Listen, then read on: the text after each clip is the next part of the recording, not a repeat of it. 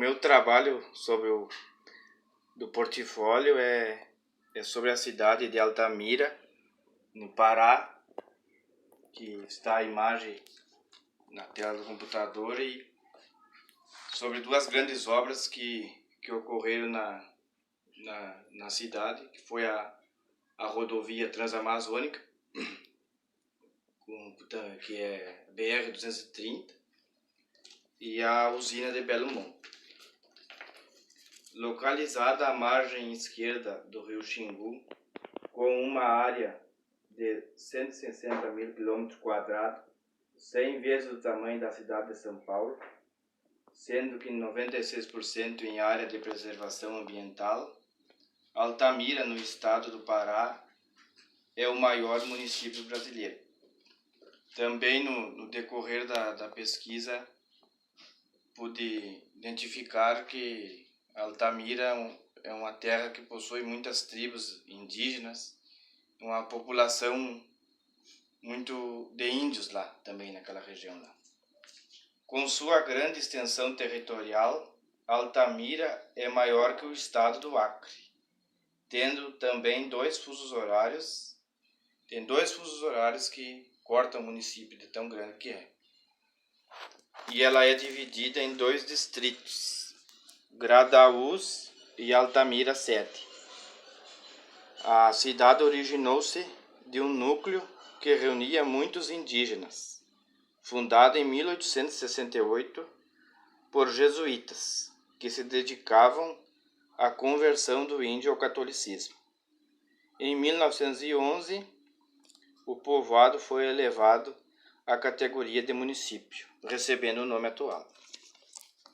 Também vou abordar um pouco sobre as atividades desenvolvidas de economia no município.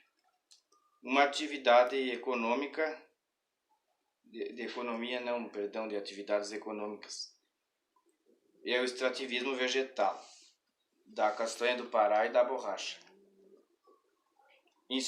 No seu território também existem agricultores que produzem arroz, mandioca e milho. Há também criadores de bovinos e suínos.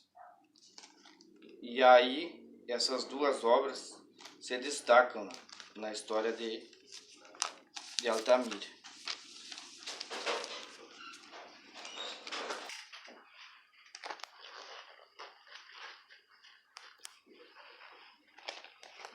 Neste momento, irei abordar sobre a construção da rodovia Transamazônica. Começou por volta de 1970.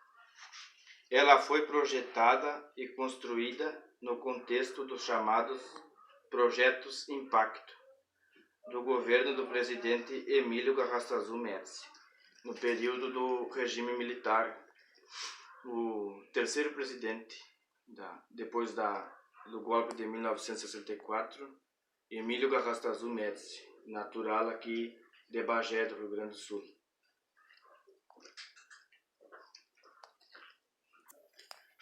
Era a política de integração nacional que atendia a objetivos econômicos e geopolíticos na ocupação da Amazônia. Previa-se a criação de numerosos núcleos populacionais e colônias agrícolas, também chamado de agrovilas, ao longo do traçado da estrada. Houve um significativo fluxo migratório do Nordeste, do Sul e do Sudeste para a Amazônia, ao mesmo tempo que se implantaram grandes projetos agropecuários, beneficiados por incentivos fiscais governamentais, que marcaram o processo de ocupação recente da região. Muitas pessoas vieram das suas terras na esperança de construir uma nova vida com esse projeto da Transamazônica. Inclusive, num vídeo que eu assisti sobre a rodovia, sobre a construção da rodovia, até um casal daqui do Rio Grande do Sul, que ainda cultivava a tradição tomando mate, que faz anos que moram lá na região da Transamazônica. A rodovia atravessa 7 estados do Brasil: Paraíba, Ceará, Piauí, Maranhão, Tocantins, Pará e até o Amazonas. Na cidade de Cabedelo, na Paraíba, em frente ao porto da cidade, está localizado o seu marco zero. E aí ela termina na cidade de Lábrea, no Amazonas.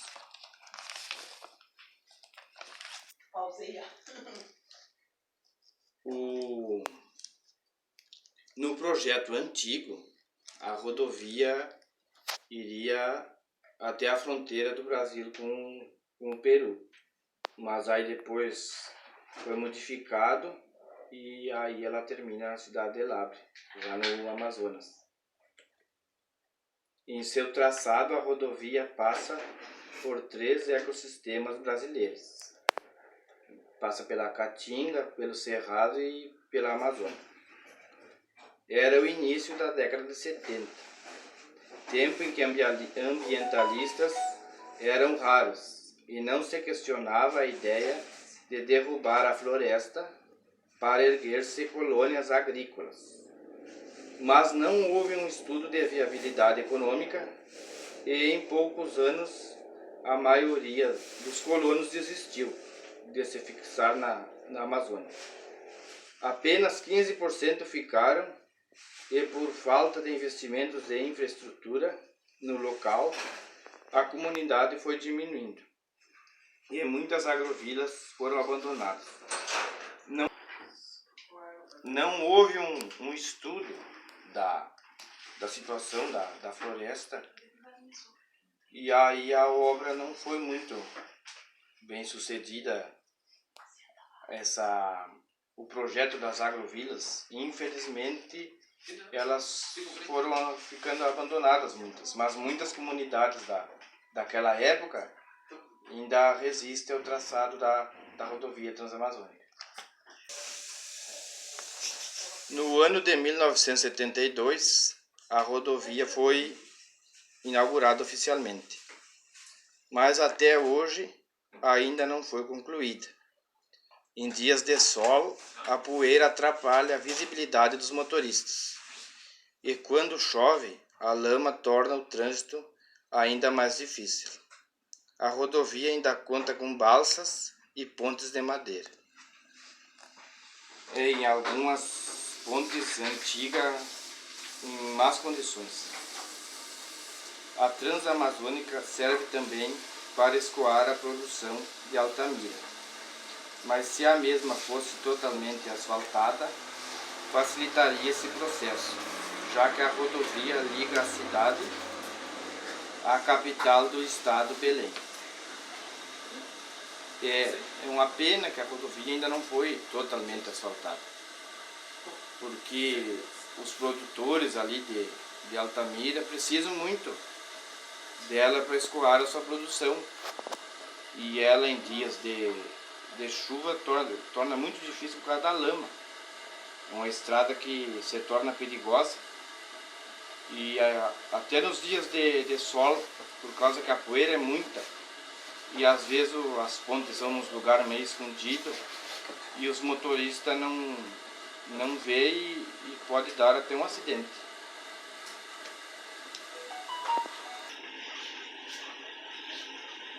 Agora, dando continuação no trabalho, irei abordar sobre o tema da usina do Belo Monte.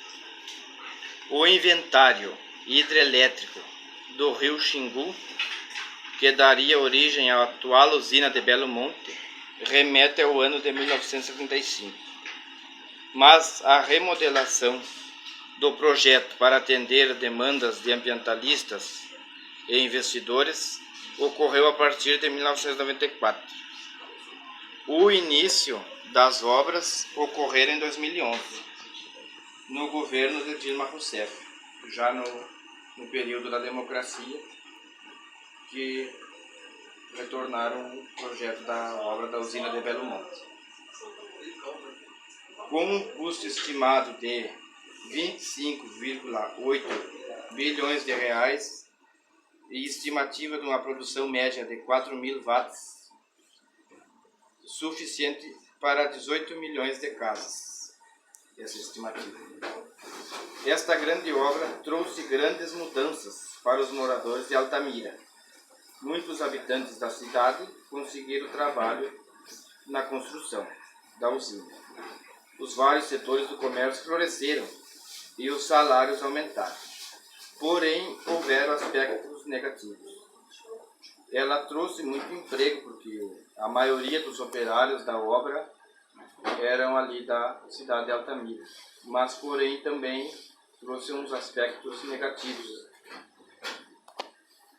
Apesar de ter trazido empregos, a construção veio acompanhada de aumento de preços e violência. No decorrer da pesquisa, eu descobri que no ano de 2017, Altamira foi uma das cidades considerada mais violenta do Brasil. E a população aumentou também, de 100 mil para 150 habitantes durante a obra. Também houveram panes energéticos, quase que diários, que liquidavam com eletrodomésticos, resultado da demanda criada pela obra, que consome o mesmo que 54 mil residências. Notou-se também aumento nas mortes no trânsito. A malha viária permanece a mesma, apesar da frota de veículos ter aumentado em 3 anos de 10 para 40 mil veículos. E notou-se também que ela trouxe um aspecto negativo na cidade. Os críticos da obra diziam que antes de iniciar a construção da usina, que teriam que ser feitos uns investimentos na infraestrutura da cidade, arrumado as estradas que estavam muito precárias, porque o tráfego aumentou nos últimos anos da construção. E na região da construção habitam muitos indígenas, que estavam descontentes com a possibilidade da alagação das terras deles. Dentre eles estão as tribos Paque-Samba, Arara da Volta Grande do Xingu e Juruna do quilômetro 17. É um fato desagradável da pessoa ter a sua terra alagada, né? Nota-se outro aspecto que foi negativo. Mas, segundo os dados da empreiteira Andrade Gutierrez, foi criada um canal de derivação de 20 quilômetros para desviar o fluxo do rio Xingu para o lago artificial da barragem principal, evitando o alagamento de terras indígenas e reduzindo drasticamente o impacto ambiental da usina. Com esse canal, muitas terras não foram alagadas. Esse canal foi criado para livrar as terras dos índios. E aí a área alagada passou de 1.500 km² do projeto original para 503 km².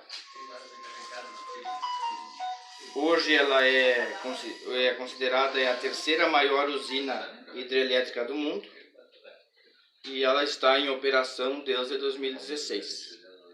Já conta com 13 das suas unidades geradoras em atividade e no ano de 2019 foi inaugurada a sua última turbina desta grande usina, que é muito importante para o nosso Brasil, que gerou uma nova capacidade de produção de energia para o país e para a região do Pará, e, portanto, para a terra de Altamira, que é vizinha ali, na região ali. Então esse foi a primeira parte do trabalho, né? Que eu abordei sobre a cidade de Altamira e essas duas grandes obras que marcaram a sua história. A cidade de Altamira no estado do Pará.